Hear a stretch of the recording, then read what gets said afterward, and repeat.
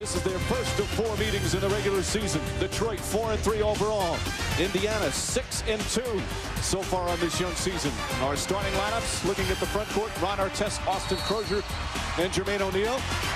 Tayshaun Prince, Rasheed Wallace, and Ben Wallace for the Pistons. Since Rasheed Wallace has joined the Pistons, they have been significantly better than the Pacers. It's up to this front court, which provides most of the points, to get it done for the Pacers. In the backcourt, the new Pacers, Stephen Jackson with Jamal Tinsley, Chauncey Billups, and Richard Hamlet. The very difficult backcourt for Detroit. All-star caliber in the backcourt for Detroit. This is the real difference here. I'm not sure if Indiana's backcourt can compete with Billups and Rip Hamilton. And let's bring our man, Jim Gray.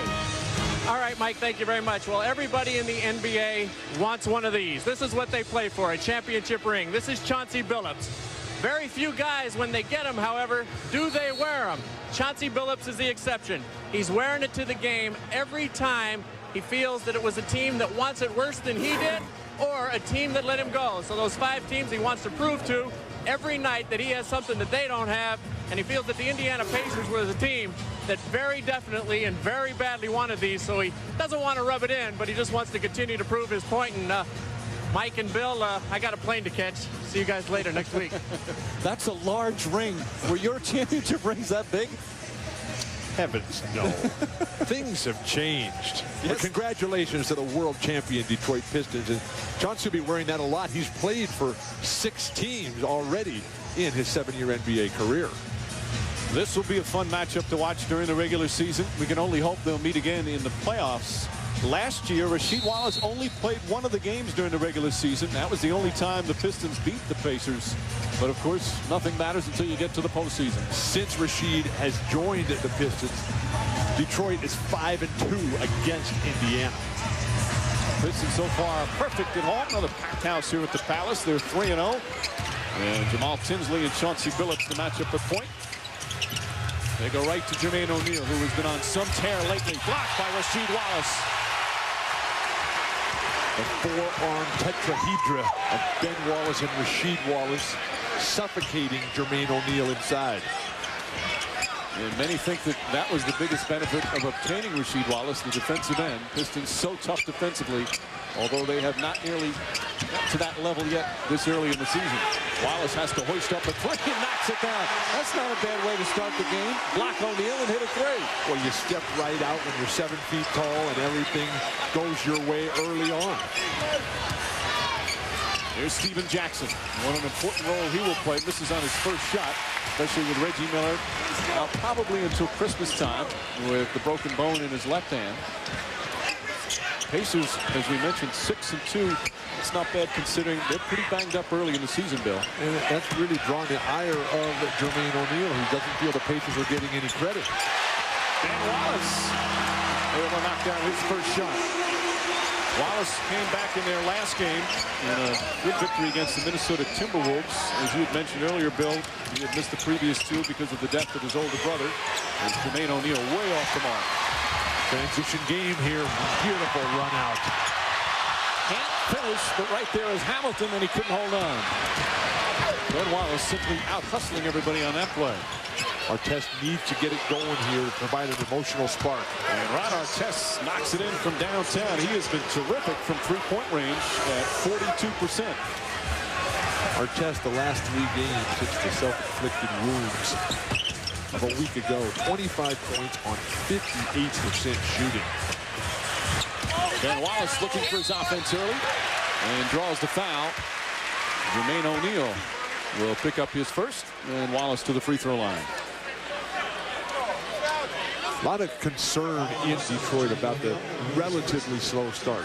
Remember, this team last year, they were 16-13 after 29 games. Then went on that struggle. Then went on that 13-game winning streak. Larry Brown knows, again, he's got some differences to work with this year. Obviously, the core is back, but some key players like Mike James, Mehmet Okur, Corliss Williamson are now gone. As Wallace misses the first, he's only shooting 45% from the free throw line. I think the biggest loss is Mike James. The way that Mike James, teaming with Lindsey Hunter, would come in at the second guard rotation there that put all kinds of defensive pressure. 94 feet just opened up the game for Detroit. And often the two of them came in together and really created havoc. Artest steps back. And Ron Artest 2 for 2 from the field. The thing about Artest is, despite all the off-the-court things that are going on with him in recent weeks, his play has never been better. As you brought up at the top, Bill, his offensive game is really starting to expand. And he's learned to let the off-court distractions go. Nice tip by Artest. 2-on-1.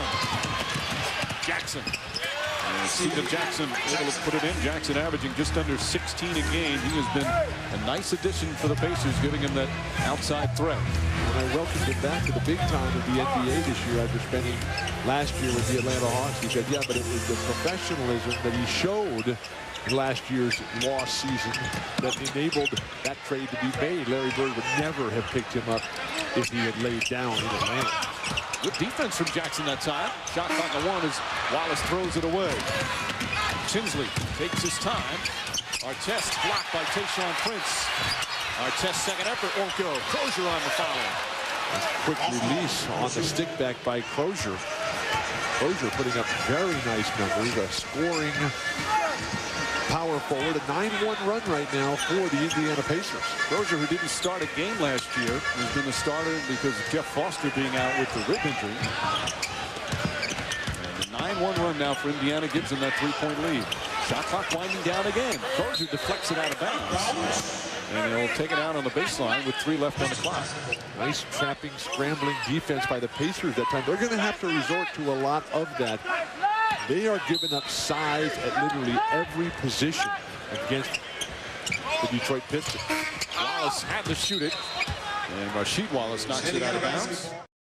I'm John Saunders at our Times Square studio here in New York City. Due to time constraints, we need to move further ahead in action. The rest of the game coming up after these messages.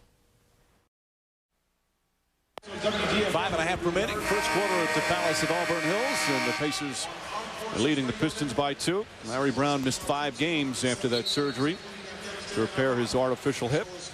And this is his second game back. The team was 2-3 in his absence, but it gets brought out before the game, so he's nice and comfy on the sidelines. The key, though, is once he's sitting, his assistant coaches have to make sure that they block anybody who comes flying in.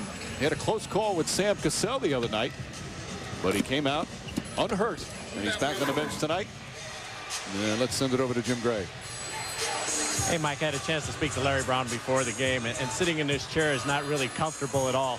The problem is he has to keep his leg a bit elevated, so he does get up from time to time. That presents a second problem. He's supposed to be on his crutches, and he's on his crutches every time except for game time. And he's pretty unprotected when he's up there standing without his crutches and without anybody around him. Another problem with this whole thing is he was back after just a couple of weeks, and he was expected to be gone. His doctors had hoped that he would stay away for 8 weeks. With Larry, that just wasn't possible. He said, I couldn't even watch the television, Mike. On and off and on and off. He was driving his wife, Shelly, and his kids crazy. They just had to get him away from the TV and give him the final score. Especially the 2 games they lost, Jim, in Denver and in Utah. And he wasn't upset with the team's play. He was upset that he wasn't there to help them. As he's beginning, he's now 33rd season as a head coach, 22nd as a head coach in the NBA. Larry Brown, the oldest coach in NBA history to ever win the championship. And his family, Shelly and the kids, are living here in Detroit this year, the beautiful suburb of Bloomfield Hills. Jackson can't hit. And Rasheed Wallace, good job by Tayshaun Prince to tip it away. Tayshaun Prince coming off his best game of the season in their big win against Minnesota, 19 points. They just took apart the Timberwolves down the stretch. Prince's numbers up as well. The crowd chanting for Rasheed Wallace. And a defensive 3 seconds called against the Pacers. Defensive 3-second violation. So a technical foul. Reggie Miller again expected back around Christmas time. Started off in preseason playing very well, said he was going to be more aggressive this year, and then hurt himself at the end of preseason.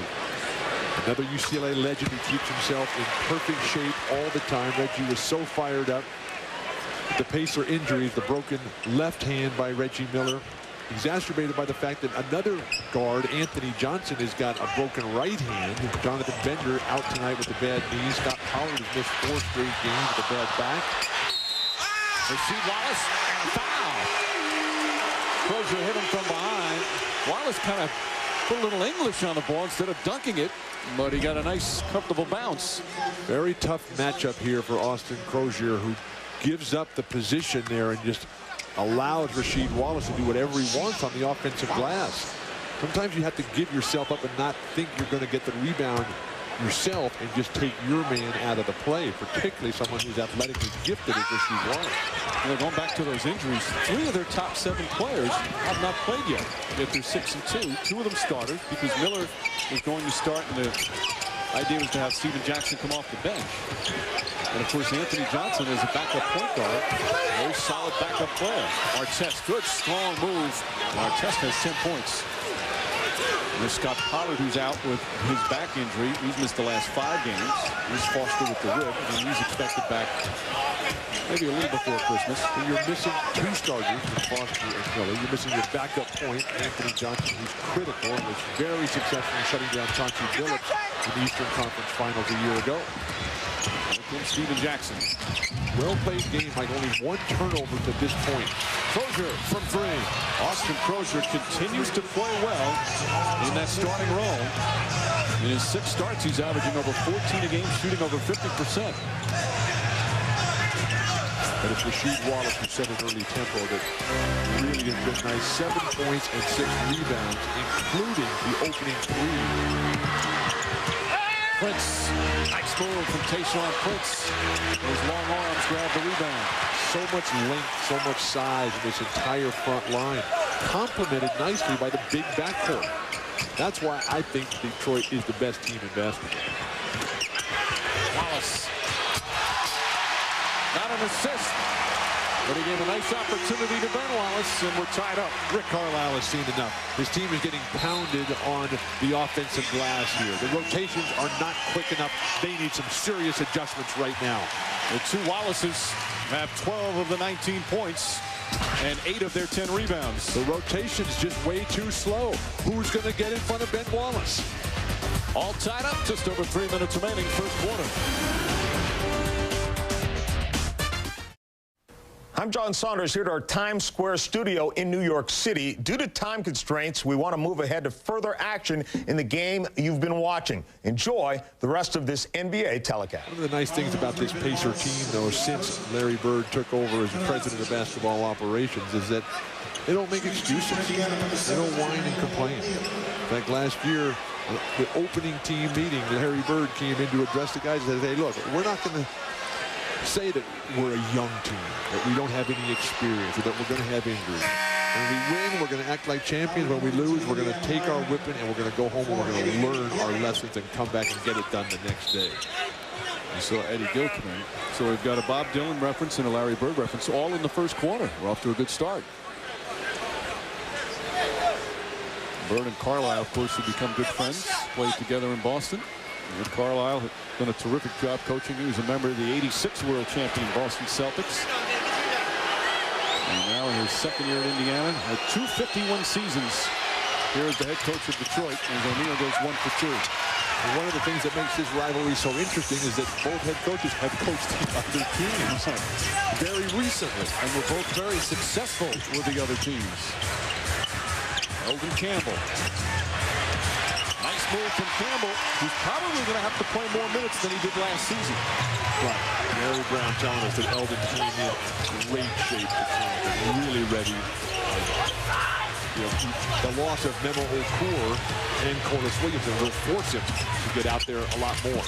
Terrific defense from Lindsey Hunter, and a double dribble called on Harrison, but Hunter caused that whole mess with his defense on Eddie Gill out on the perimeter. So fun to always come into the World Championship City. And everybody's all fired up in the excitement. And to see Lindsey Hunter, now a 2-time world champion. He was on the Lakers' 3rd championship in the Shaquille O'Neal era. Well, as the Pacers, that was their first turnover. Artest comes right back with the steal. Not a smart play at all from Hunter. Artest so strong, barely felt it. And he's got a chance for a 3-point play. Oh, Artest is really playing a disciplined game tonight. This guy who has just been slaughtered in the media the last 10 days. He just will not let it die. It never really affects the Indiana Pacers on the court. Ron Artest fired up.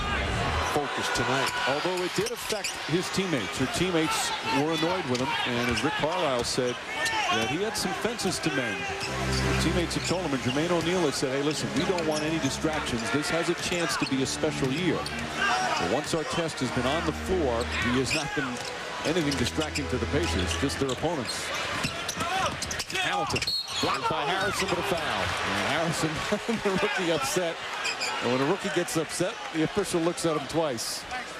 That's his second foul. Tremendous block up top. The contact, though, down low. I don't know if it had any impact on the shot itself. Rip Hamilton, who's never been an all-star, will certainly be one this year. He had released the ball, but it's a foul until the shooter returns to normal floor position. Harrison, one of only 2 players in the NBA currently from the University of Colorado. Chauncey Billups, the other one. They both played for the same college coach out there, the Buffaloes. Harrison was their first-round pick, number 29 in the draft. I remember his dad. His dad played very good defensive end for the Philadelphia Eagles, Dennis Harrison. They called him Bigfoot Harrison. David Harrison, the 4th of Bigfoot Harrison's 12 children, who's now doing community work with the children in his hometown of Nashville, Tennessee. Congratulations and thank you, Bigfoot. Shot clock winding down. Artest, nice fake. Oh, what a first quarter for Ron Artest with 4/10 of a second remaining. And that will end the opening period. Artest, known for his defense, has half of the Pacer points, 17. And here you have one of the premier defensive teams in the NBA, the Pistons. They give up 34 points on their home floor in the opening quarter. A rather efficient first period for Indiana. They shoot 54% from the field, hit all 4 of their threes, and only turn it over 1 time. Not a bad way to start on the road. Pacers up after 1.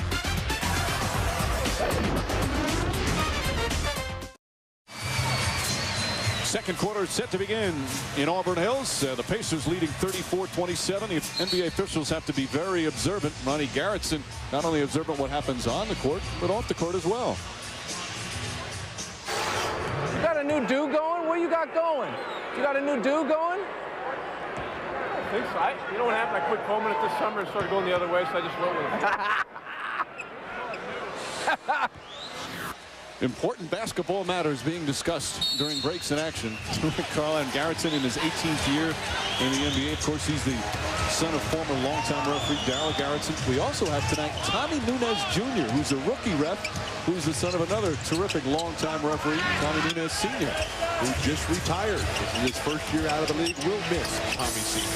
The third official, Tony Donahue, his dad did not ref in the NBA. And Tony McDyess a little bit off on his first shot attempt, but apparently they got a piece of it. There's young Tommy Nunes. A couple of proud fathers watching their sons with the whistles tonight. One of the reasons that the Pacers have control of this game is that they're not turning the ball over. They only have 1. Detroit has 4 turnovers, and Indiana has converted 8 points off those 4 turnovers. And here's another one right now. Fast break opportunity. 2-on-1. Jones just really never got control of it, nor did Antonio McDyess. They come the other way. Second unit time for the Indiana Pacers. Can they sustain Artest's brilliance? Bad pass from Smith Parker, who just came in, and Eddie Gill. Oh, hard foul. That might be a flagrant. Garrettson and Nunes looking at each other, and they're going to discuss it. He grabbed the body. There was no attempt at all to make a play on the ball. What's up with that? Let's see what Tommy Nunes says. It's going to be a personal? No, it's a regular one. But it has nothing to do with if you go for the ball.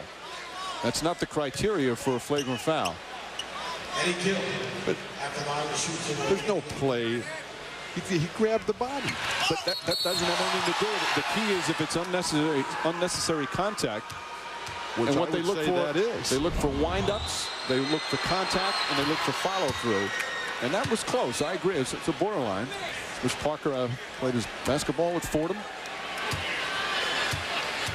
Isn't that where you went to college? Yes, it was. No, I did not play basketball at Fordham. I figured I'd answer before you asked. I wanted to. Did you referee there? Yes, I did. Intramurals. And I took a lot of grief. Well deserved, I'm sure. I'm sure of it. Oh, beautiful pass. The kid from Fordham throws a perfect alley-oop to Tayshaun Prince.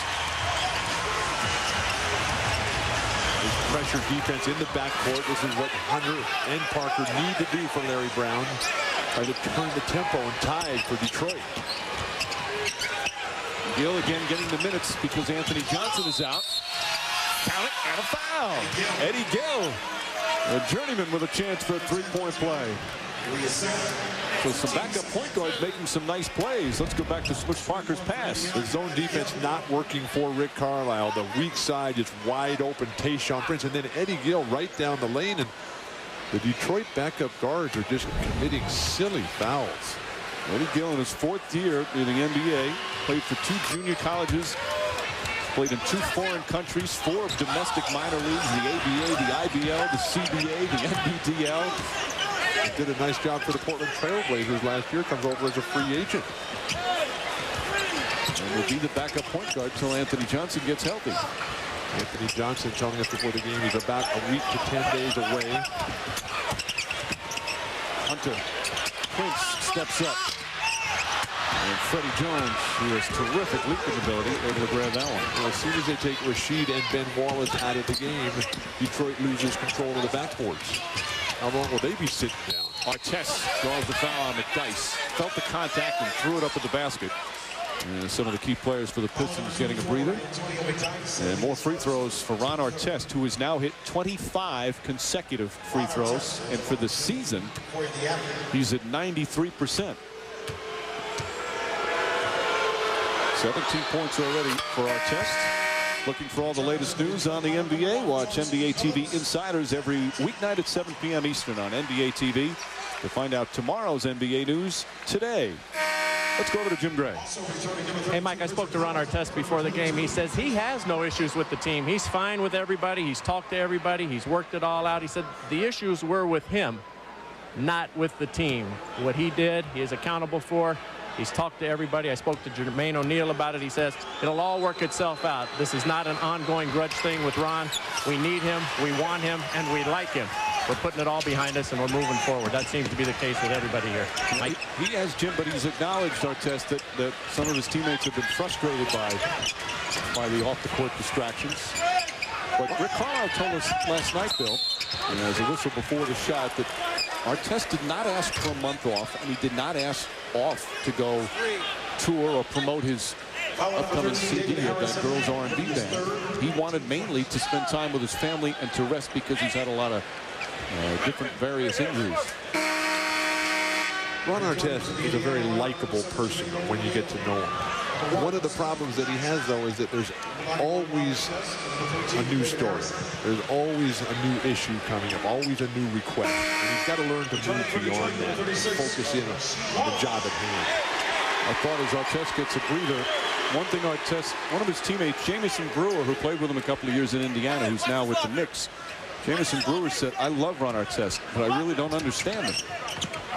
But he is a very loyal family man who was very upset by missing a lot of time with his kids. He said things wrong, and when you have a job to do, you can't ask for time off. The guy's short. And a major question is, does he know that his request was wrong? He's gone back and forth on that. He's given different answers. Jones from way outside won't go. James Jones, a second-year player from Miami.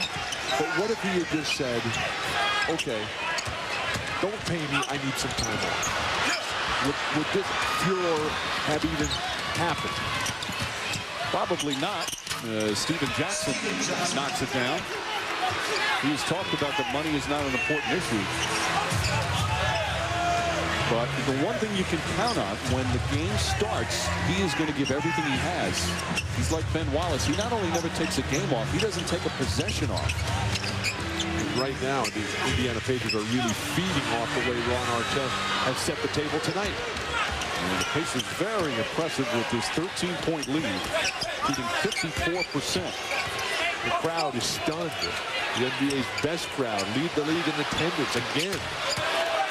Another one from downtown. They're 5 of 6. As Freddie Jones gives them a 16-point lead, and Larry Brown will call timeout. Trying to stop the bleeding. The Pistons are all about defense, but their defense having a tough time stopping the Indiana Pacers. They are red hot, 55% from the field.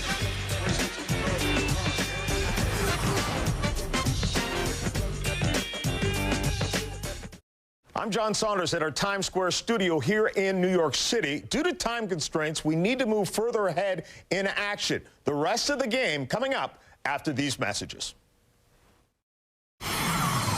ESPN's presentation of NBA Friday Coast to Coast, brought to you by Kia Motors. Kia, make every mile count. And New Edge Advanced, refresh your shave. The Indiana Pacers may be without 2 starters and a key reserve, but they are putting it to the Detroit Pistons. A 20-point lead just midway past the second quarter here at the Palace at Auburn. Reggie Miller out with a broken bone in his non-shooting hand. Let's go to Jim Gray. Hey, Mike, I was in the locker room before the game. Reggie Miller is working out. He's keeping his body in shape, working out his legs. Before the game, he came out with many of the others. Pacers only have 10 players suiting up tonight. There are many other guys who are injured. He's trying to change shape and run. He was getting some ultrasound on his hand. I asked him how long it would be. He said a couple of weeks. Rick Carlisle then walked in. He said, Coach, I can go tonight if you need me because we're short. Carlisle said, no, we'll wait a little while. And then he saw that the coach was listening. He said, Jim, make that 2 to 4 weeks. But I think he's just a couple of weeks away, and he's really chomping at the bit, Mike. Thank you, Jim. Strength and conditioning coach Billy Dean putting the players through that pregame workout here at the Palace. Wallace on the second effort. But the fact that Reggie Miller in his 18th year still so disciplined, so committed, what a great presence on and off the court. The ice treatment, that is not fun to sit with your feet in a bucket of ice. You've had many of those days, my friend. Far too many. Rasheed Wallace trying to get physical now with O'Neal. Shot clock winding down. Shot won't go, and Wallace with another rebound, his 5th. Nice patience by Rasheed Wallace. Didn't try to do too much after he forced O'Neal into a very difficult shot. Another turnover for the Pistons. Tinsley throws it ahead to Steven Jackson. Jackson kicks it back out. Artest for 3.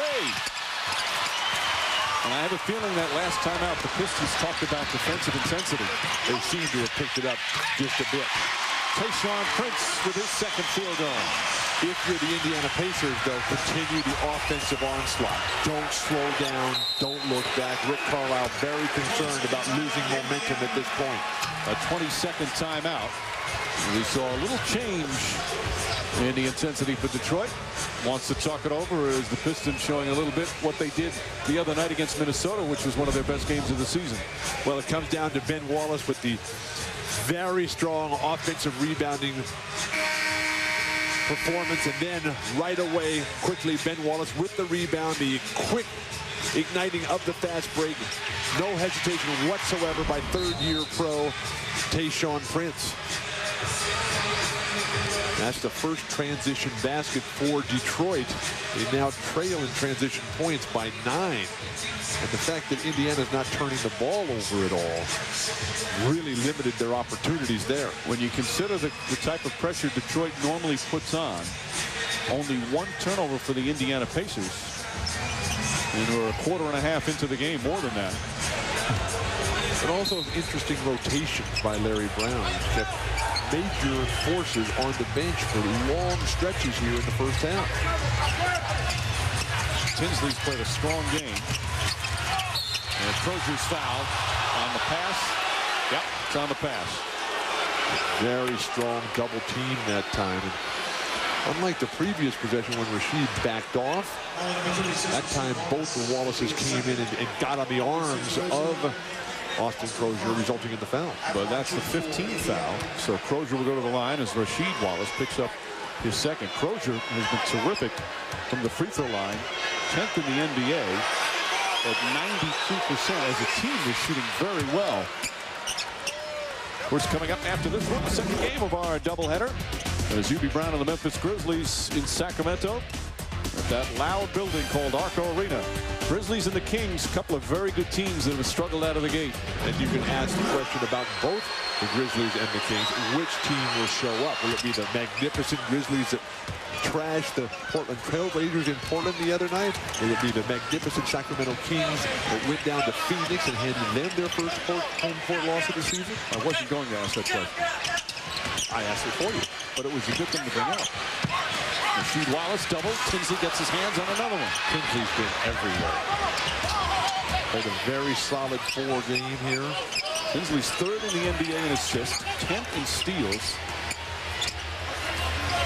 He is so important. So often you hear as Tinsley goes, that's how far the Pacers can go. Shot clock winding down. Artest, nice pull-up jumper. And Ben Wallace tips it. Last touch by Steven Jackson. Outstanding execution of fundamental rocker step move by Ron Artest.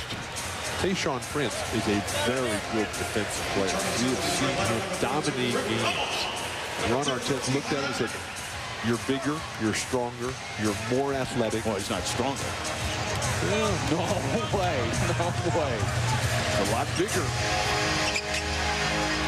And he just looked at him and said, there's nothing you can do about this. Rip Hamilton. Hamilton now with 8 points. And the lead cut to 16. There's Steven Jackson. Nice feed to Crozier. But Rasheed Wallace's presence altered that shot. Jermaine O'Neal surrounded by Pistons, blocked for the foul. And Rasheed Wallace hit with a technical. The overly demonstrative reaction to the call prompted the technical. Good call by the officials on the technical. You can't show up the ref. Larry Brown, against doctor's orders, up out of his chair, all the way to half court. Somebody's got to grab Rasheed and keep him out of there. Rasheed talking to Tommy Nunez Jr., the rookie ref. Yeah, he seems to have, it's a good civil conversation. In fact, it's not a bad thing to do at this point. He's a rookie ref. They don't know each other yet. Go over and talk it over. How about waiting 2 or 3 possessions and then muttering under your breath? Before you calm, or, you know, talk to them after you calm down. Yeah, that's an easy play to call, right on the arm. He fouled him. Might not have been a hard foul, but he hit him on the arm. Jermaine O'Neal does not seem to have the explosiveness in his legs. Does not seem to have the elevation right now. Well, his foot and knee had been up and down bothering him. By the way, Rasheed Wallace's personal foul was his 3rd. And here's why the technical, a little dance. And I think the wave came after he was hit with the technical. But I've seen him play a couple of times. Last week I was at Conseco Fieldhouse, and it didn't seem like it was bothering him at all. He's been dominant the last several games, Jermaine O'Neal. Wallace will get a breather. The last 3 games, Jermaine O'Neal, 32 points a game, 11.5 rebounds, 4 blocks, shooting 58%. Hamilton against Jackson one-on-one. Crozier, another rebound. Crozier doing a very nice job. 6 starts this season, Austin Crozier, 14 points, 8 boards, almost 3 assists. Fine shooting percentage at 52. Had become a forgotten man for a while. Artest has his shot blocked. Blocked the second time. Artest arguing and not getting back on defense. But the rest of his team did a good transition D.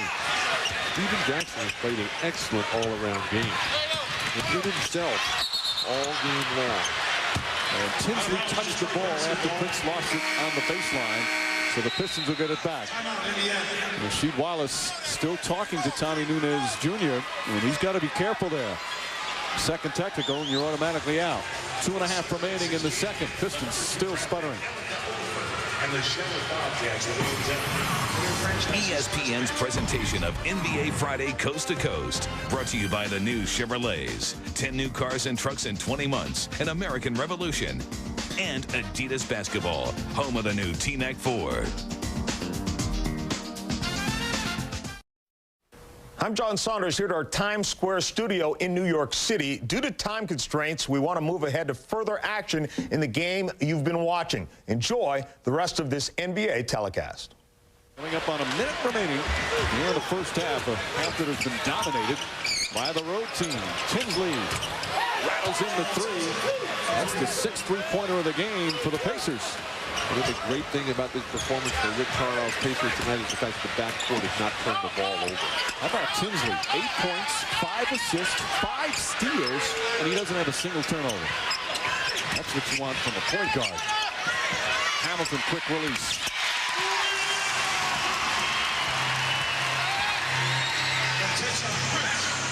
Richard Hamilton, the only Piston in double figures with 10.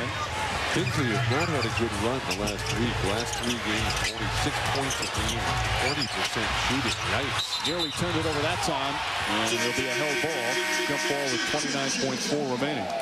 Well, the last time these two teams met, as we told you back on June the 1st, was Game 6 of the Eastern Conference Finals. Pistons won to advance to the finals. In that game, the Pacers, all they scored was 65 points for the game. I know it's a different scenario, but they've got 59 here in the first half. 3 banners now, World Championship banners for the Pistons after last year's terrific ride to an NBA title. And each time coming out of the blocks after the championship, a very slow and sluggish start. More substitutions. James Jones is going to quickly come in. Crozier will sit. Darvin Ham has come out for the Pistons. I like James Jones. He doesn't get to play very much at all. Out of the University of Miami, where he's an academic All-American. Nice touch. Excellent footwork.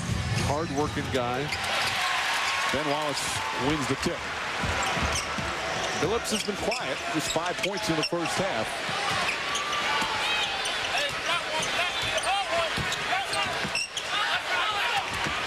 Hamilton trying to draw some contact. Shot clock turned off. Indiana doing a better job taking care of their defensive board at this juncture. And a 3-second violation call against Ron Artest.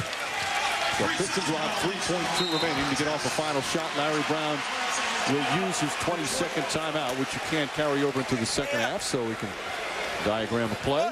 Indiana doing a nice job of playing with a small lineup. So many of their big guys out. Their starting center, Jeff Foster. Scott Pollard hasn't been able to play. They're coming in and they're playing a quick hitting attack.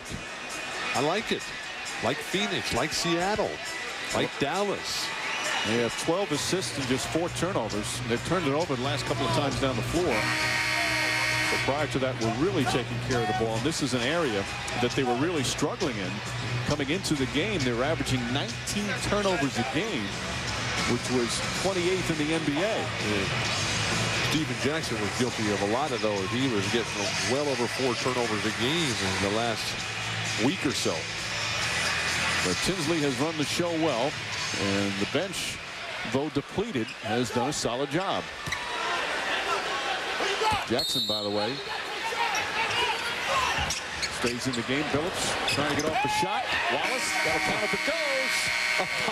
Excellent execution of the way they drew that play up. Rasheed threw it in, and then he got it back on the run. Not a bad attempt, but not a good first half. Somebody get Larry Brown some crutches, please. That is not good just 2 weeks after major hip surgery. And Brown not happy with the first half. The Pacers certainly are. Let's go to Jim Gray. Down there, let me know. All right, Mike, thank you very much. 18 points for Ron Artest. What was the discussion right here at the end of the half? Am I getting fouled down there? What do you think? You watching the game? I'm not an official. I don't have a whistle. Are you watching? I'm watching. Am I getting fouled a little bit? Come on. I can't answer that. That's not my decision. Let me ask you about the game out here. How are you guys managing to dominate the Pistons so thoroughly tonight? We're just playing team ball, you know. I mean, everybody say the same things. It's boring, but that's what we're doing, playing team ball. Playing good team defense, team offense, and we're not getting some fouls, you know, but hopefully, they'll come in the second half. Ron, how much of this is still the sting of losing in the conference championship last year? We got over it. If we would have, kept it on our minds, we wouldn't have been playing as well as we're playing now. We got over it, and it's a new season. All right, Ron, thanks for your time. Our Lord coming out November 23rd. Your coach told me before the game, even Ron, Mike, he has a sense of humor about it. He says, I can't wait till the 23rd. I really want to hear this album. He just won't let it go. He was so close to just doing it so right. Coming up at half, we'll go back to the studio for the Toyota Halftime Show, where John Saunders, of course, one of the big topics is Vince Carter on the block. Meanwhile, a terrific first half from Ron Artest and the road team. Pacers pounding the Pistons, a 16-point lead at halftime.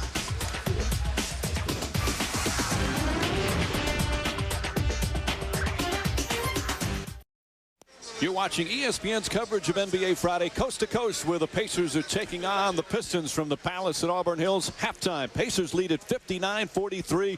Ron Artest with 18 points. Jamal Tinsley, 5 assists, 5 steals. Back with second half action right after this. Copyrighted telecast of the National Basketball Association may not be retransmitted, reproduced, rebroadcast, or otherwise distributed or used in any form without the express written consent of the NBA. Halftime at the Palace of Auburn Hills, and the Detroit Pistons not used to seeing that number for their opponent up on the scoreboard after 2 quarters. 59 points for the Indiana Pacers. Very impressive performance from Indiana on the road. Hi again, everyone, with Bill Walton, Mike Breen on hand. Jim Gray will be back with us in just a moment. Pistons just not playing with a lot of energy.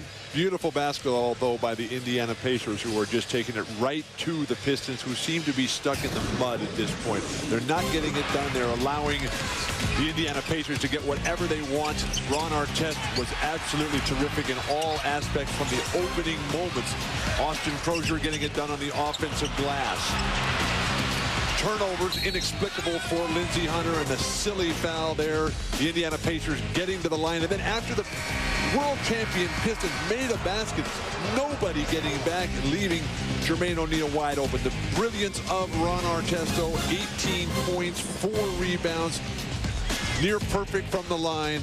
And our Jim Gray has a lot more on the halftime entertainment here. All right, Bill, I just spoke to Larry Brown. He said, hey, we were not able to match their excitement. We couldn't match their intensity. He said, I don't want to take anything away from the Pacers. We just have to do a lot better. They were 6 for 9 from the three-point line. Obviously, they're doing a lot of things well. I also asked Larry Brown if he is in a lot of pain. He said, this is just killing me. I asked him, why then are you doing it? He said, it hurts a heck of a lot worse to sit at home. Mike? Now, was he saying this is killing me watching the first half, or is his hip giving his killing? Hip, Mike, his hip. Okay, thanks, Jim. Well, I think after getting beaten up in the Olympics, he just wants to be back part of a winning basketball situation. Wallace on the follow. Wallace on the follow. Is there an echo in here? Well, they need a little. We saw the intensity, especially on the defensive end, pick up a bit in the second quarter, but they put themselves in a 20-point hole. But they're just down 14 right now. In NBA basketball, that's nothing. Artest can't finish. It's fun watching Artest and Prince, two talented young players, two very good defensive players, two players with different styles, totally different. The power and intensity and exuberance of a Ron Artest versus the laid-back, almost Jamal Wilkes style. Nice power play by Ben Wallace. And that phrase, power play, we didn't see that a lot in the first half from the Pistons, and all of a sudden it's a 12-point game. Indiana cannot be satisfied. They just got to come out and continue the attack. The small lineup worked wonders for Rick Carlisle. Crozier. Shot contested beautifully by Prince. Wallace running the floor. Chauncey Billups quiet in the first half. And O'Neal the rebound. Chauncey Billups second in the NBA in three-point shooting this year. Behind Bojan Nakbar of the Rockets. Who hasn't taken nearly as many. He's only taken a few, actually. Artest finding Tinsley. And Tinsley can't connect. Things have changed, Mike, the opening moments here. Well, again, the intensity defensively for the Pacers. You see the numbers for some of the scores in the first half. Wallace and a foul.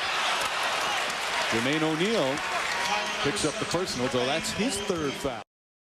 I'm John Saunders here at our Times Square studio in New York City. Due to time constraints, we want to move ahead to further action in the game you've been watching. Enjoy the rest of this NBA telecast. Harrison last year as a junior, played 3 years at Colorado, averaged 17 points a game. Was 4th in the nation in field goal percentage, 63%. Didn't play basketball as a kid. Was a football player and a wrestler. And when he was in high school, he started high school at 6'3", and then within about 2 months was 6'9".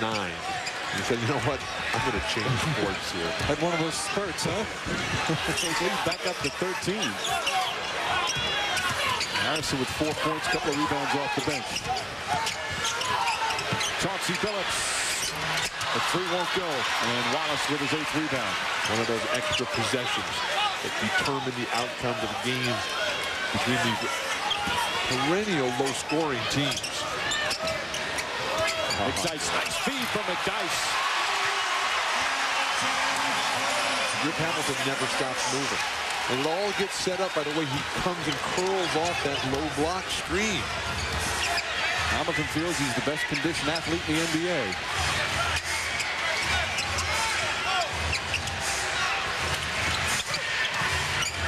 Crozier. Swing stroke from Austin Crozier. He's got 12 points. His zone defensive change up here for Rick Carlisle. Detroit slow to recognize it and lost it. Under 2 minutes to play here in the third. But now those turnovers, Indiana is running backwards to get the ball as opposed to turning it into transition opportunities. Oh, nice defensive play from Hand. Poked it away. Tinsley reaches in for the foul. Smart foul by Tinsley. But they're in the penalty. So free throws coming up with just over a minute and a half remaining in the third. Pistons trying to get back into this.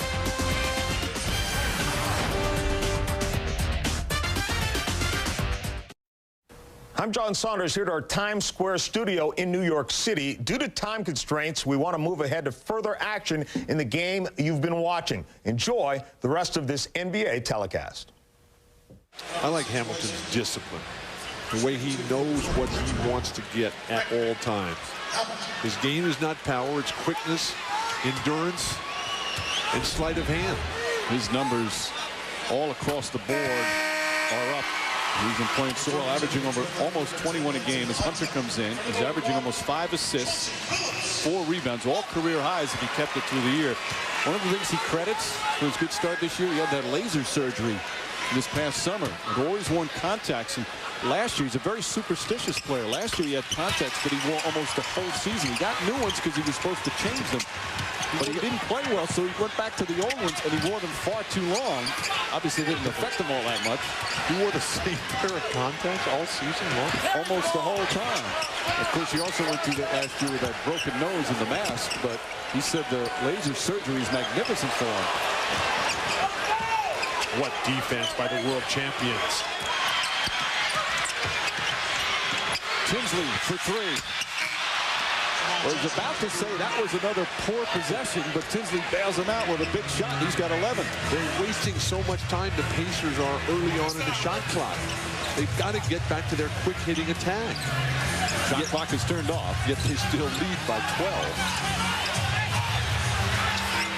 Hamilton. Oh, what a steal from Tinsley. Looks up at the clock, sees he has plenty of time.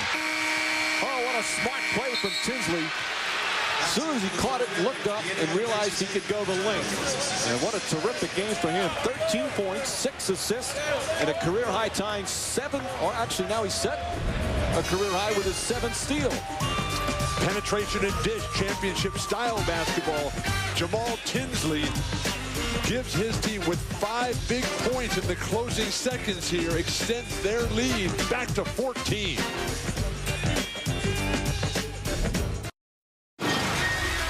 Fourth quarter is set to begin at the Palace of Auburn Hills. This is the rematch of last year's Eastern Conference Finals. Many feel that they're the 2 best teams in the East once again. And early on, it was all Pacers. They went by as many as 20 in the first half. Pistons made a couple of runs, as they're doing right here. Hamilton on the steal. Hunter. Oh, nice acrobatic move from Lindsey Hunter. That's how you run a 2 or 3 on 1 fast break. Now here's the time Eddie Gill's come in. You have your backup point guard who's not used to this kind of pressure and a held ball. Without Anthony Johnson, when Tinsley goes to the bench, sometimes that can be a problem. Well, Rick Carlisle is on the court, just upset as can be, but the Indiana Pacers are killing themselves right here. They're coming quickly back with Jamal Tinsley. You never get caught underneath the basket like that on a near handoff. Well, that was Freddie Jones. He should not have given Gill the ball in that spot.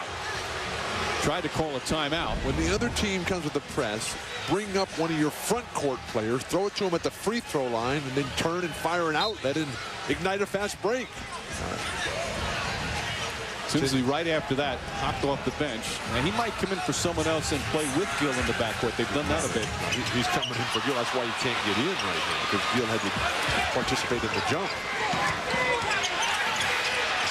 Gill having his problems again. Hamilton almost with another steal. Gill yelling at Tommy Nunes Jr. saying, hey, wait a minute. But Larry Brown is up saying, what about a timing violation? How much time are you allowed to bring the ball up the court? Well, you get an additional 8 after the jump ball, I believe. But Larry Brown's doctor is not happy with what he's doing tonight. Nice pass. Test can't connect. Jermaine O'Neal stripped and fouled hard. And O'Neal will shoot a couple. So Tinsley does come back in for Eddie Gill. Brown relaxes in his new coach's chair. He hasn't been in that all that much tonight. How about a seatbelt? Why is there a new weight on that? I don't understand that. But Mike Abdenauer, the trainer, just goes over there and tapes him to the seat. O'Neal, this will be his 11th and 12th free throws of the game. Pacers now 26 of 30 from the line. One of the ways that they built this very nice lead is that Indiana has 13 steals on the night. Detroit Pistons, the best defensive team in basketball, they have 1. Well, Tinsley has 7 of them, a career high for him. O'Neal solid from the line once again. He's up to 75% on the season. Lead back up to 14 for Indiana. Closest the Pacers have been in the second half is 9. McDyess. Nice job defensively by Harrison, the rookie from Colorado. Realizing that McDyess is not having a big night. Let him make that shot before you try anything tricky or gamble on defense. And a foul away from the ball. This is the second team foul against the Pistons. Darvin Ham. His second foul. Antonio McDyess, a former all-star in this league. Injury just destroyed by, his career destroyed by injuries here. Intelligent decision-making by the rookie. Again with Pollard out, with Foster on the injured list. Harrison playing a lot more than they expected. And of course, Jonathan Bender also out. Oh, nice play from Antonio McDyess. Here's their second steal.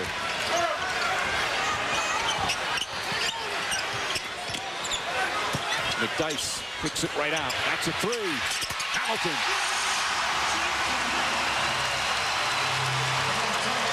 Antonio McDyess is starting to make his presence felt here. Rick Carlisle wants to stop this run in the bud here, not lose any momentum or control. Richard Hamilton's three-pointer pulls the Pistons within 11. Hamilton now at 20, but all set up. Nice feed from Antonio McDyess after the steal. And the Pistons trying to make another run here early in the fourth from the Palace. ESPN's presentation of NBA Friday Coast to Coast. Brought to you by Jeep. Trail-rated capability. Don't go off-road without it. And new Pepsi Holiday Spice. Here just for the holidays. Coast to coast indeed, and we move out to the west for the second part of our doubleheader. Brad Miller, Brian Cardinal, ready? Kings and the Grizzlies at 10:30. Mike, back to you. John, thank you. As the Pistons trying to climb back, they're down 11. We're just over 90 seconds gone by. I'm supposed to say it this way. Kid Rock in the house. Right, dog? Whatever. Crowd fired up. Pistons have trailed most of the game by as many as 20. Lindsey Hunter skies for the board. Pistons defense has done a fine job of limiting the Pacers to only 17 shot attempts. But they have gotten to the free throw line. 14 free throw attempts in the second half alone for Indiana. Hunter. McDyess left open. Dice 0 for 5 from the field. Just hasn't had the touch tonight. When you play limited minutes after you've had the career he's had, you're going to have nights when nothing seems to go right. That's why he's got to learn to get it done on the defensive end and on the glass. And he's done it on the defensive end. Made a couple of key deflections and steals. Try and get them back in the game. O'Neal long on that shot. Phillips has had a quiet night scoring. Good defense from O'Neal. He's got 4 fouls, though. It would be wise to attack him. Lindsey Hunter hits the 3. And it's an 8-point game, the closest they've been in the second half. Finally, something from the bench. Lindsey Hunter, so much more pressure on him this year. Tinsley. Nice defense, Lindsey Hunter. Yep, kept him right in front. Shot clock winding down again. Tinsley really starting to struggle. Offensive. And a travel. The Pacers having difficulty with this pressure. Carlisle quickly coming back with Austin Crozier.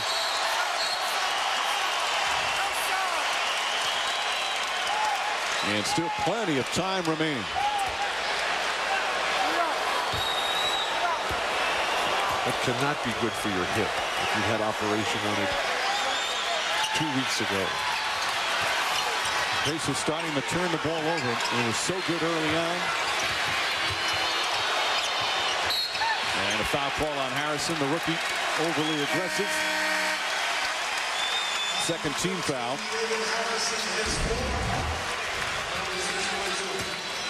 Lindsey Hunter, the native of Jackson, Mississippi. What a force. The bench for Larry Brown, ecstatic, support, joyous in the success of others. And you really see the team chemistry here coming to the front. Phillips, Wallace fouled and it goes in. Ball just kind of knocked out of his hands. And the fortunate bounce. And this is the closest they've been since the first quarter.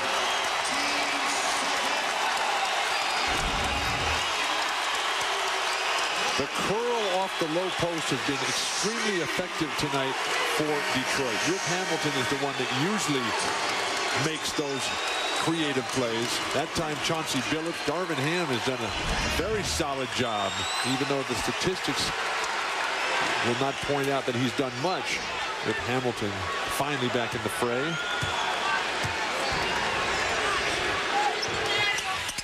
5-point game. They had trailed by as many as 20. Where's the offense going to come from? Artest sitting on the bench. And a foul on Hunter. A little over-aggressive on the defense. That's the third team foul. And for Hunter, that's his third. But the way that Detroit has forced Indiana into a half-court stand-around one-on-one game, that's a tough call. The Pacers this season early on have had some difficulties holding on to some leads. Some games they've held on, some they've lost. Oh! O'Neal on a pretty feed from Tinsley. When there's pressure in the backcourt on Jamal Tinsley, he has to learn to just blast right by it. 19 points for Jermaine O'Neal. Phillips. Last touch by Steven Jackson. 6 on the shot clock. Tremendous pass. The high screen and roll just rolls right down. Even though Jermaine O'Neal turns the other way and loses eye contact with Tinsley, the patience of Tinsley to wait till he turns his head back and gets to see an emphatic throwdown. Timeout call by the Pistons. Indiana Pacers so impressive most of the night. Trying to hold on here in the fourth quarter on the road.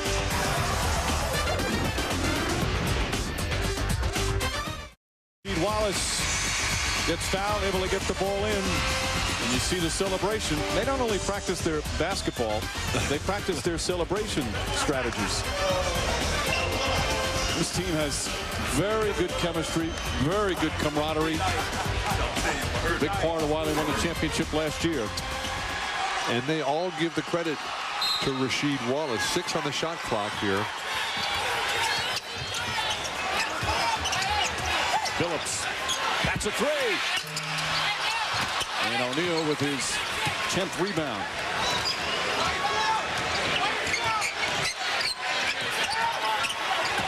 Pistons struggled shooting in the first half. In the second half, shooting at 52%. O'Neal.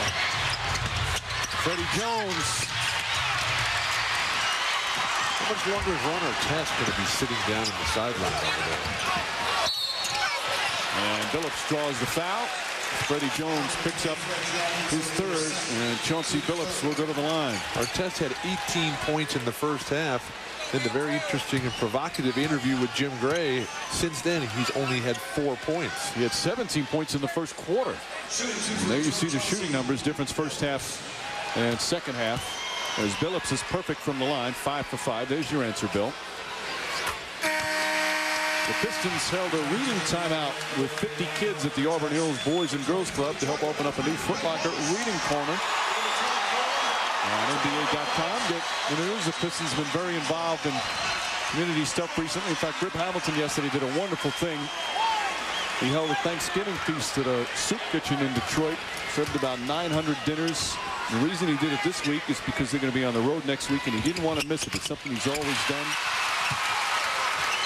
Nice work from Rip Hamilton off the court. Good shooting from Chauncey Billups on. 5-point game again with just over 7 to play. Another steal. Nice patience by Billups. Chauncey Billups, just 13 points, but he's got 7 boards and 5 assists. Wallace has good position. A little too hard off the glass. And a foul called. Rip Hamilton will pick up his second. 14th foul against the Pistons. As the game is ground into a half-court struggle, the size, the strength, the athleticism, the power of the world champion Detroit Pistons really starting to take hold here. Pistons have slowly chipped away. O'Neal. Now that's great defense. Boy, Rasheed Wallace, you could not play him any better. Wallace takes off his headband and throws it into the stands. I love that curl initiation of the offense by Rip Hamilton. Ben Wallace makes his move. Oh, pretty move, but he can't finish. Perfect use of the ball fake. Oh, nice transition opportunity. Got to finish if you're the Pacers. Kickball. I think they're going to call a foul. Let's see what Ronnie Garrettson says. O'Neal was surrounded. Yep, it's going to be a foul call on Chauncey Billups, and now they're in the penalty. And the Pacers haven't missed from the line barely, 27 of 31. The scrum underneath, nobody can stick a fork in it. That ball gets kicked like that. Even if it's inadvertent, it needs to be called. Larry Brown not happy with the call. I think what he's complaining about is O'Neal really didn't have possession. It was a loose ball at the time Billups reached over. There was certainly contact as O'Neal misses the free throw. Isn't Larry Brown supposed to be sitting down? He barely stand on that left leg. As we said earlier, he come back early from that surgery to repair the artificial hip. Now he's smiling with Garrettson. I think all coaches are going to want a chair like that. You're almost waiting for the flight attendant to make an announcement. Oh, yeah, that's the second one. 6-point lead for the Pacers just past the midway point of the fourth, along with Bill Walton and Jim Gray, Mike Green on hand. What was early dominance for the Pacers has been a slow but steady comeback for the Pistons. Chauncey Billups. And O'Neal with another rebound. Billups has had success posting up. Eddie Gill getting another chance to give Tinsley a rest. Tinsley's played a lot of minutes. Artest. Steven Jackson. Great box out by the world champions. Seems every shot the Pacers are taking here in the fourth quarter has been very well contested. And up against the shot clock as well. That one halfway down. Last touch by Ben Wallace. Pacer ball. The advantage that the Pistons have inside, they should be getting closer to the basket. The fadeaway is not necessary. Plus, with the Pistons in the penalty and how well they've shot free throws tonight, try and draw contact. And you see the shooting numbers. They've missed 6 of 7. Crozier. Crozier's hit some big buckets. Every time the Pistons have made a run, Austin Crozier's come back with a big shot. He's got 15. And that boosted right back up to 9. A step out by Crozier. Prince will try a 3. And Jermaine O'Neal starting to clear the boards. And point guards having to run back underneath the basket. Tinsley back in just a short 30-second rest. Steven Jackson. Three-pointer for Jackson. Back-to-back threes, and it's a 12-point deficit now for the Pistons. A dagger. Perfect ball movement. Celebration abounding on the Indiana bench. Every time the Pistons have made a run, they've cut it to as close as 5 here in the fourth quarter. But the Pacers have always bounced back. First Crozier, then Jackson. 2 3-pointers, 7-0 run, 12-point lead for Indiana.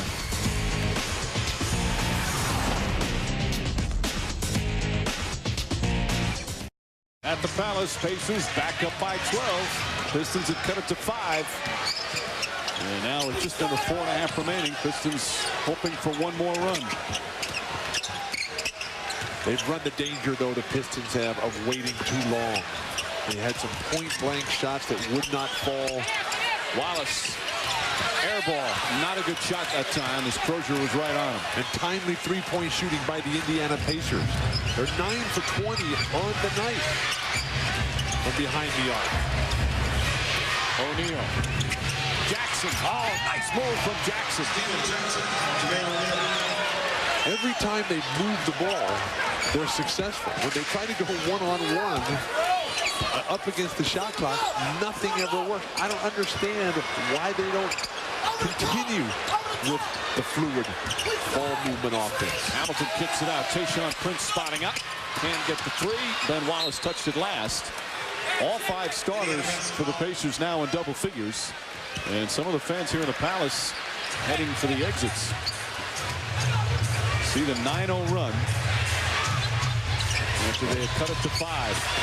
Not only do the Pistons need a miracle, they need a flat-out collapse by the Indiana Pacers. Jackson trying to create some space. Still time remaining as we're coming up on 3 minutes left. Steven Jackson's done a nice job defending Rip Hamilton tonight. Foul call on Jackson as Hamilton tried to run through the lane. Jackson will pick up his 4th. Not a smart foul. Although it's only the 14th foul, so they'll take it out of bounds. Indiana from behind the three-point arc, 9 for 20. The Detroit Pistons, 3 for 14.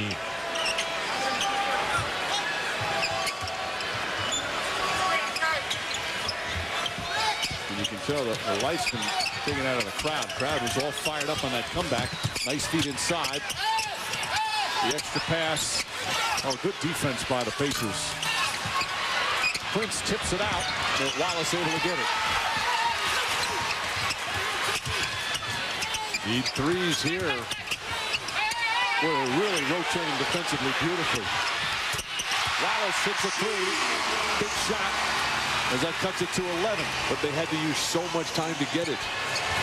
Now, Indiana needs to keep the attack going. Don't slow it down and get too conservative here. Rick Carlisle wants a timeout to talk this over. 19 points, 10 rebounds for Rasheed Wallace, but Rick Carlisle still with a double-digit lead. Pistons trying everything, but the Pacers keep holding them off. 2:14 left, 11-point lead. Well, the Pistons running out of time. Rasheed Wallace, his 3-pointer cuts it to 11. Impressive performance tonight by the Indiana Pacers, coming into the World Champions court where they lost Game 6 of the Eastern Conference Finals just 5 months ago. Pistons are tough here. Last year, 31-10 on their home floor. They're 3-0 to start the season. All to Malice. All 5 starters for the Pacers in double figures. 24-second violation. O'Neal may have gotten away with a walk. Looked like he lifted his pivot foot. Either way, it's a turnover. What's impressed me most about the Pacers tonight was their offensive attack. They didn't try to play one-on-one. The discipline of Ron Artest, the overall brilliance of Jamal Tinsley, his decision-making and his defensive anticipation with, what, 7 steals, a career high. Terrific game for Tinsley. Hamilton trying to draw a foul, throws it away. And that may do it. A couple of key plays. It was a 6-point game, and Austin Crozier hit a huge 3 to put it back up to 9. And then Steven Jackson followed with a 3, but also some very key defensive rebounds from Jermaine O'Neal in challenge. Oh, Wallace with a terrific block. A nice transition defense. And Rasheed Wallace not even close. Artest underneath. And the Indiana Pacers are going to get a very impressive road win. A game they led the entire second half. And maybe now people will start giving the Pacers some respect. Something that Jamal Tinsley and Jermaine O'Neal have been complaining about. A foul as Jackson will go to the line. In fact, they've led since the first quarter. At times dominant. Again, they saw a 20-point lead be cut to 5, but they held off the run. And there you see 8 steals for Tinsley. He came into the game 10th in the NBA in steals. He's going to move up the ladder there.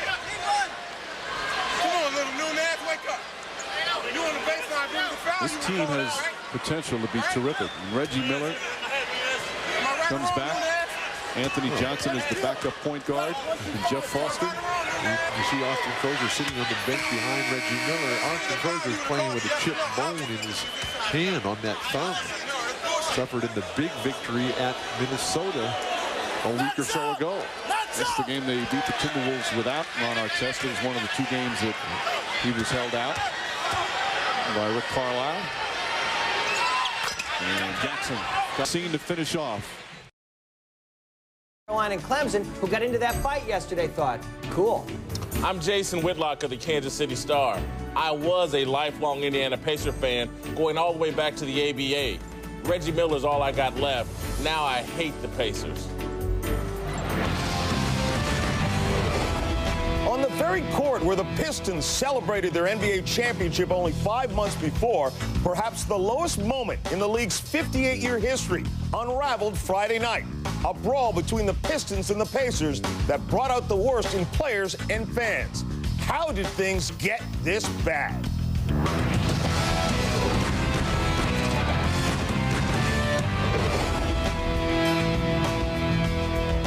Good morning and welcome to another edition of the Sports Reporters from our home in the ESPN zone in Times Square in New York City.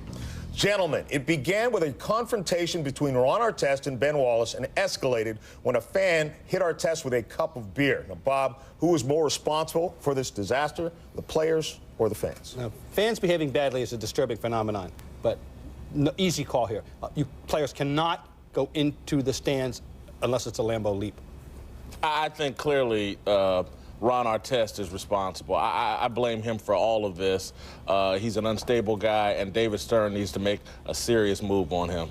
I don't think you can blame Artest for everything that happened later, but you know what? Now it doesn't matter what we think. Now it is in the hands of the commissioner of the NBA, and for all the trouble that he had in this league when he took over, this is his defining moment today or tomorrow, whenever he officially hands down these punishments. I think Artest may be gone for the season. I think he may look at the whole picture here. It's going to get more complicated with Steven Jackson, Jermaine O'Neal, and Ben Wallace. As much of a dope as Ben Wallace acted like after a hard foul, which I wasn't even sure was a flagrant foul at the end of the game, and he escalated the tensions, you know, for him to be lumped in with what happened in the stands for an indefinite suspension at this point, we've seen that play, Bobby, 100 times in the NBA, and now he gets lumped in with the Pacers on What this. I'd love to know from Ben Wallace is, did he know for sure that it was Ron Artest? Because that's what comes back to what we knew when he shoved him, he turned around and saw Then who it's it all was. about Ron Artest, because if it was some other guy that had done that to him, he wouldn't have reacted to and I stress, overreacted the way he did to initiate the whole thing. I want to pick up on Mike's point, though. I think it's a defining moment for American sports what David Stern's decision is, because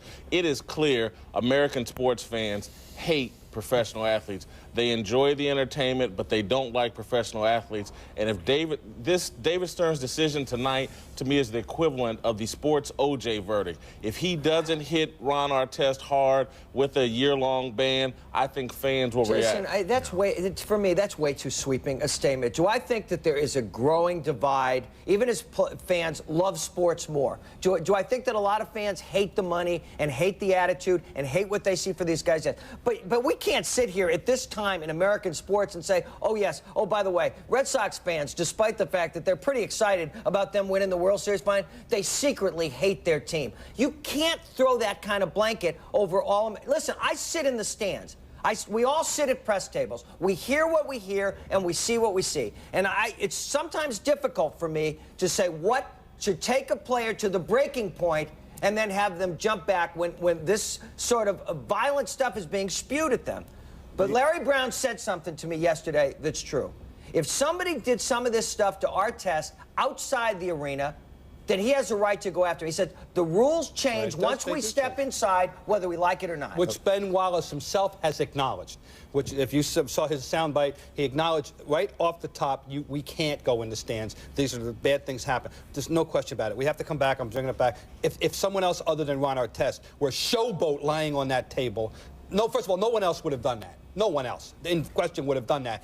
But if it was someone else, do you think that the fan, whoever threw the ice in his face, would have done it if it was Steven Jackson? It all comes back to Artest. It really does. He has made himself into the flashpoint in the entire league. I got extremely emotional on Friday night. I think you all saw about it. And I reacted as someone who was a former athlete who'd been in a situation like that before. So I'll clarify that. There's no way the players should be going into the stands. But Jason, I will ask you this. It's not a decision that is made calmly. It's a split-second thing. We have all reacted in certain ways to things in the wrong way and regretted it later. I don't think you can just totally crucify the players. The guy made a rational decision with Ben Wallace.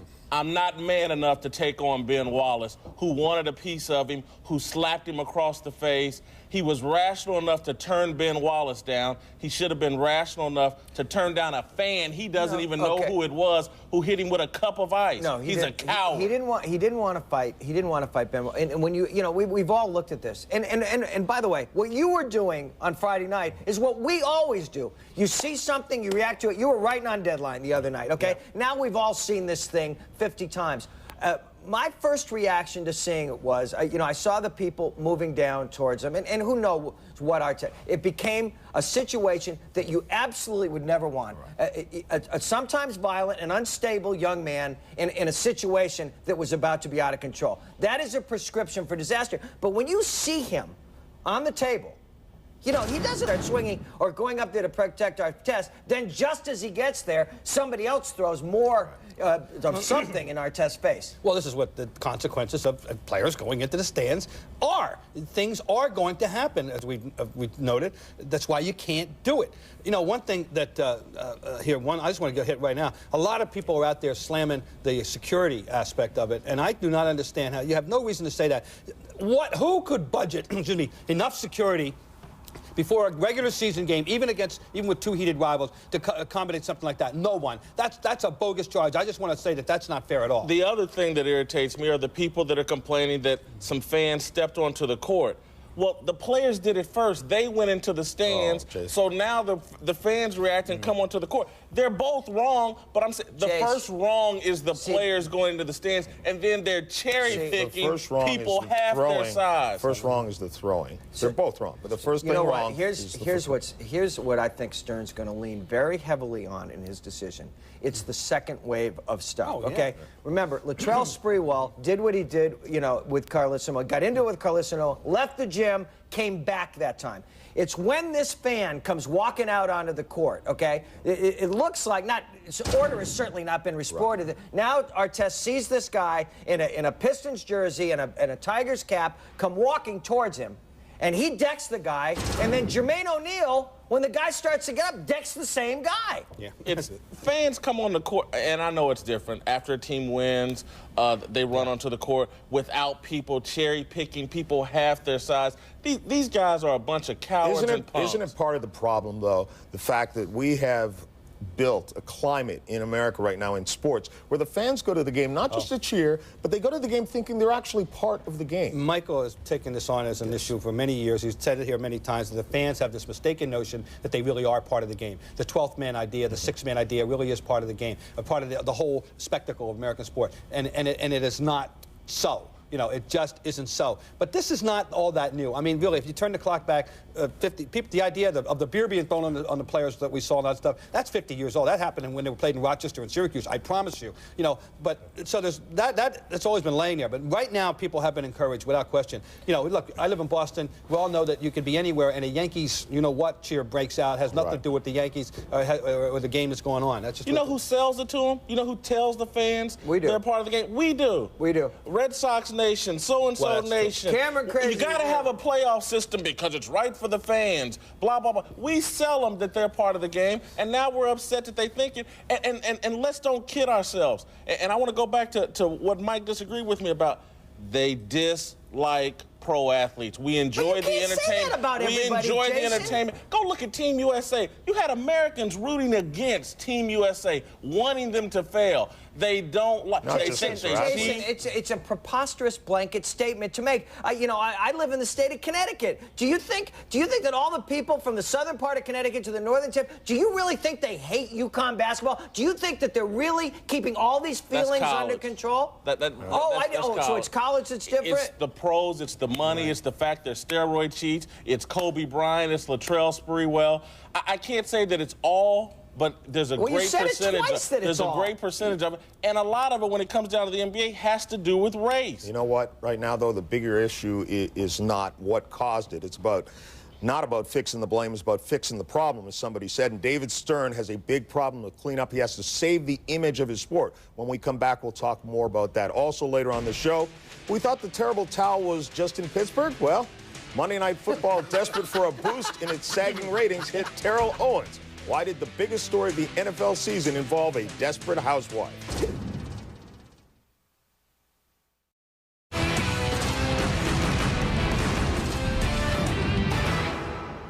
Welcome again to the Sports Reporters from our home in the ESPN zone in Times Square in New York City.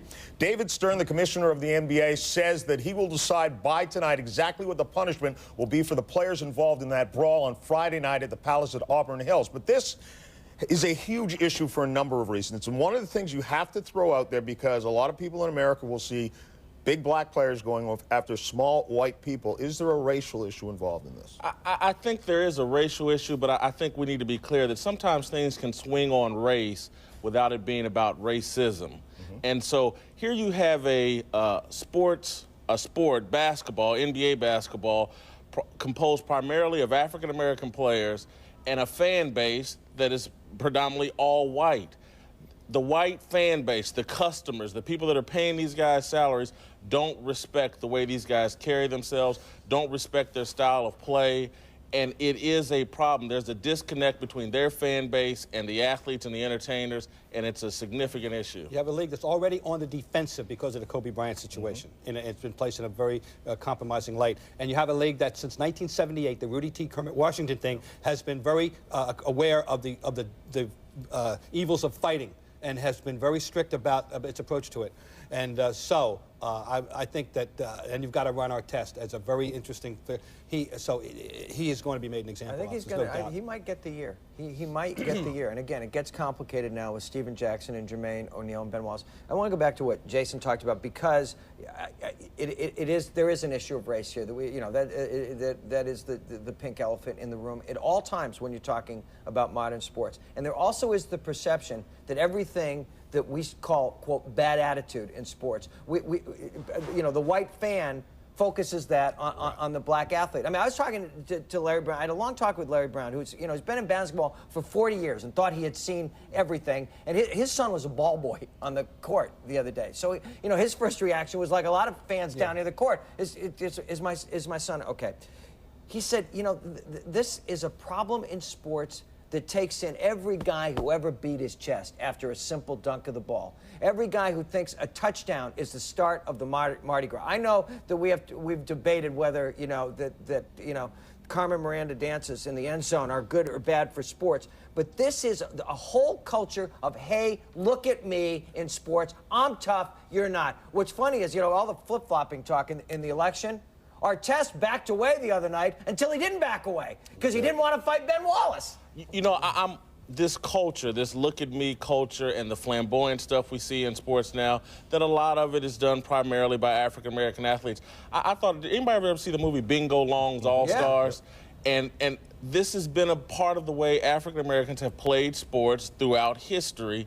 And America, the predominant culture, doesn't respect or like it, doesn't want to see it in their leagues that they're supporting. But that's not what he's going to try to legislate with this decision. He's going to legislate the idea that his sport is not out of control because of this. And by the way, what were the other two big stories of the year in the NBA so far? I can't feed my family on $7 million a year from Latrell Sprewell, and Ron Artest 2 weeks ago becoming a national punchline instead of a punchy, for saying he wanted a little me time to do a rap album. And you can't have the idea that variation. You can't have.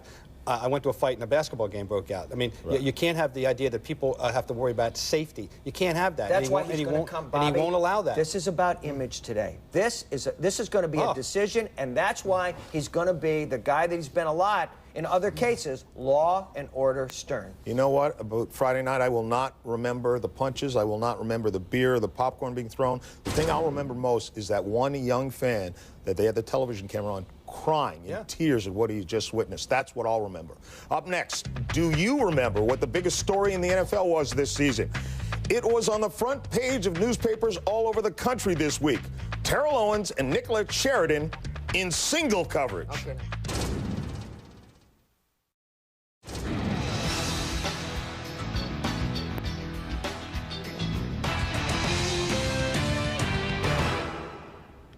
The sexy story going into this NFL season was the Patriots' winning streak until the Steelers changed all that.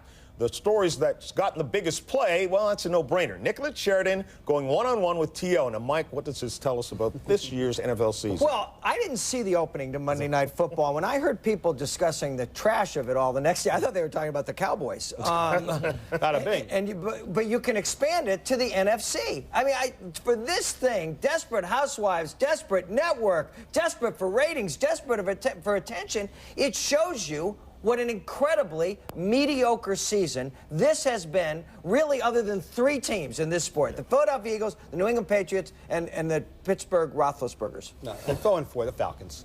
Oh, yeah, but they're not going to win the Super Bowl. They have a gap. No.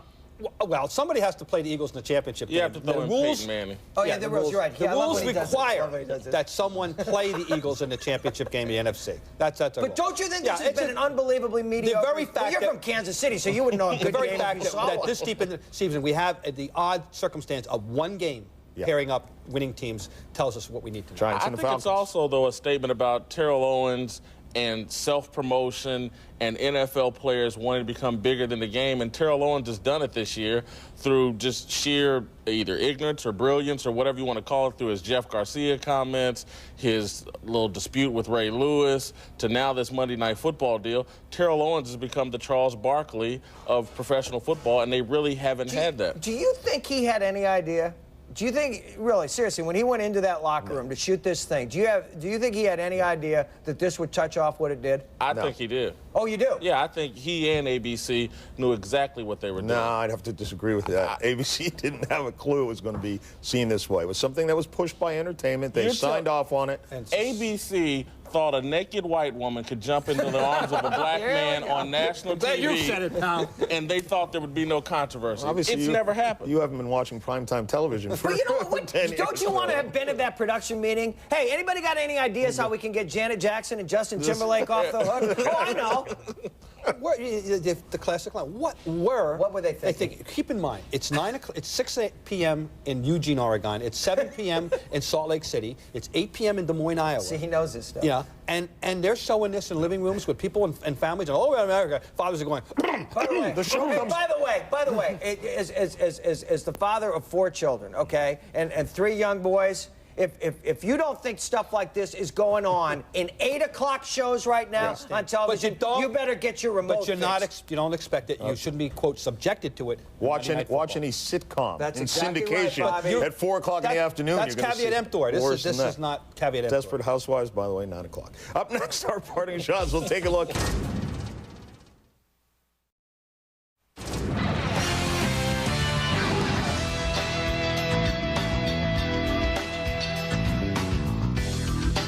The Sports Reporters is produced by Valerio Productions in association with ESPN, the worldwide leader in sports. For more, log on to ESPN.com.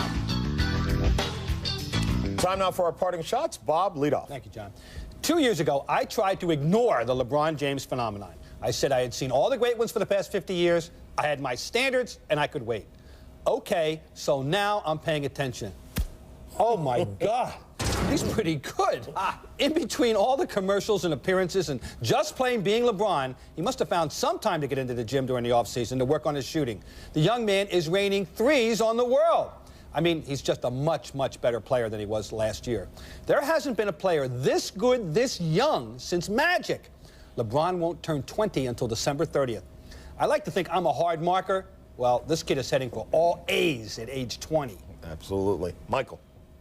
If the current system for selecting the national champion in college football has coaches from contending teams thinking about running up the score to help themselves, then this system, the BCS system, is just another form of corruption in college football. This system does not work and will never work. It makes for interesting conversation all season long. There are people who always say the controversy is really good for the sport. It isn't.